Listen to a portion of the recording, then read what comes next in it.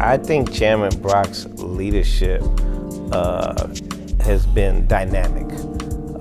If I had to use one word, it would be that one. It's been inspirational, impactful, and very powerful.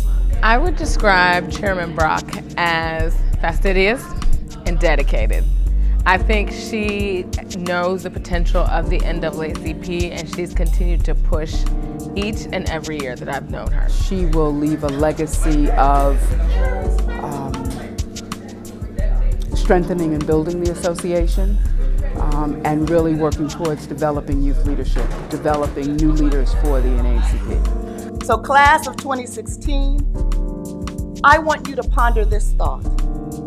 What would you do if you knew that you could not fail?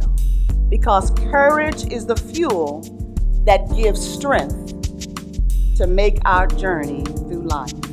I think her legacy is also her intentionality behind young leaders, young adults, young professionals, middle management, senior management. She tried to create that C-suite option for those of us that were coming up. I remember in Orlando, Florida, shortly after the verdict had come down regarding George Zimmerman. And I remember being with the chair and other leadership in the organization, and she told a core group of leaders that were young, like me, you can't lead scared.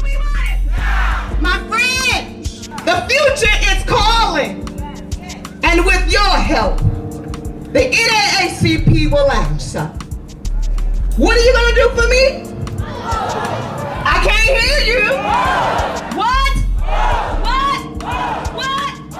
And it's just been very dynamic to see this young, dynamic sister, and not just her leadership, but how she's even grown as chairman. You know, the older generational civil rights groups tend to be headed by men. She's one of the key leaders who's always at the table, and I just think it's refreshing, and that she's also had the strength to do this. One of the things that the chair has done, and Michael Turner as well, is ensuring that young people are at the table at everything we do.